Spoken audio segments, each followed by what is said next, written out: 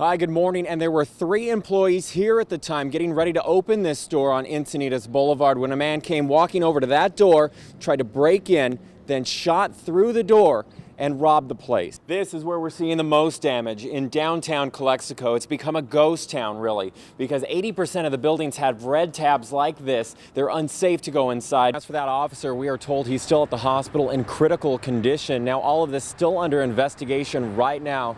Here is what we know, is that a body of a man was found in the house over here in the distance, where you can still see these firefighters out here this morning near the front door. They're unclear whether or not that person was the suspect in all of this. Let's take you above with Skyfox. This is fresh video into the newsroom. Just after 5 last night, police were called to the 1000 block of Prince Street in El Cajon, near Prince and Ann that you're looking at right now. There were reports of a man waving and shooting a gun. When officers arrived, the suspect inside the house opened fire, wounding one of the 2 officers in the neck. And a big mess to clean up this morning after a car comes slamming through this wall of this home in San Ysidro. You can see it also hit this fence here. Now, the man who lives here says that he is lucky to be alive. He thought he was going to die last night. He was working on a puzzle, and the next thing that he knew, he was underneath a car. Sheriff's deputies are passing out flyers. One's for an evacuation plan, the other shelter in place. It just really depends on how close the residents are to the so-called bomb-making factory that's over my shoulder just down the road over here. We are happy to report that the family that lives here is still alive this morning because of some quick thinking by a little boy who smelled smoke, woke up, and then ran to one of the adults that live here who saw the fire and then got everybody else out safely. So we are talking about a minor here, a 10-year-old facing murder charges today. He faced a judge. This was his arraignment. This is what it looks like outside of juvenile court. So there is several news media organizations out here. Cameras were not allowed in the courtroom today. The 10-year-old East County boy accused of stabbing and killing his 12-year-old friend in his driveway. Well, the fire ripped through this home at around 3 o'clock this morning, and we still have 2 engine companies over here. You can see these 2 cars that were in the driveway, they're partially burned in the front. Back out here in University Heights, this is a handwritten note from the staff here. They're asking for donations because what also burned up in this building is the materials used for the before and after school programs, and that was funded through grant dollars. If you would like to help, you can just log on to our website, fox5sandiego.com. We're here in University Heights. I'm going to send it back to you in the studio. Well, residents, they are on high alert this morning because the suspects, they are still on the loose. In the meantime, where the crime happened, we have detectives still searching for clues and searching for a motive. A neighborhood on alert after a violent and unusual home invasion robbery in University City. He's just a neighbor. I see him all the time. He's helping out all the other neighbors here, and he's just very friendly man that this should have happened to him. The victim is former San Diego City Council member Harry Mathis. Police say when he pulled into his garage just after 9 last night, he was attacked by a masked robber. Mathis, who was armed with a gun, opened fire, missing the intruder twice.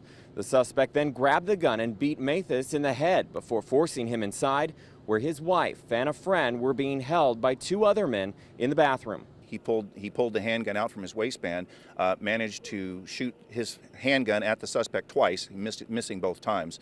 The suspect grabbed the gun from the suspect, actually took the gun from him, and then hit him with it in the head in a pistol whip fashion. The victim is going to be okay. Neighbors say the house has been hit by robbers before. They also say the suspect description matches, even though it's vague. 3 men wearing masks and dark clothing. I mean, it's terrifying. It's very... I'm mostly just confused because we moved here a few years ago and I thought it was a nicer neighborhood, and we've actually had our car stolen, and a friend of ours' house was broken into too, and it's just not what I expected.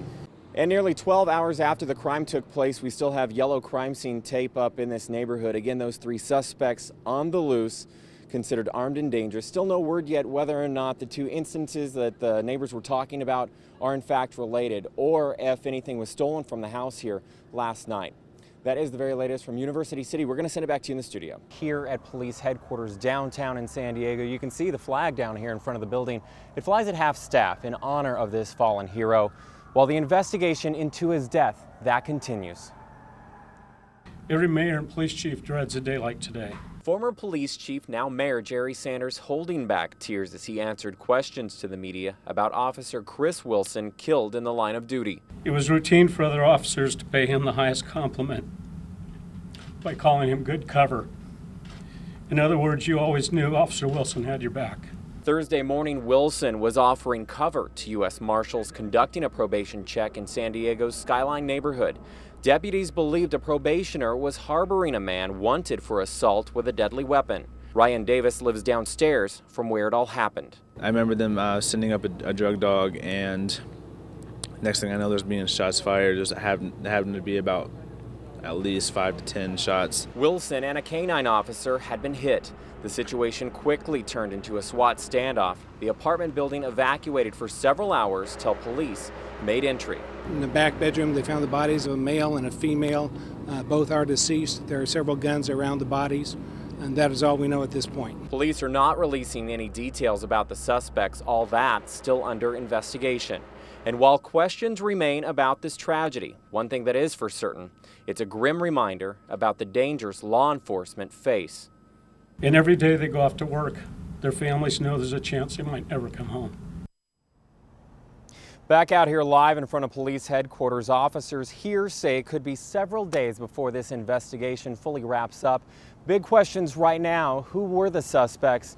Did they die from police gunfire, or did they die from suicide? We're live here in front of police headquarters downtown. Matt Johnson, Fox 5 News.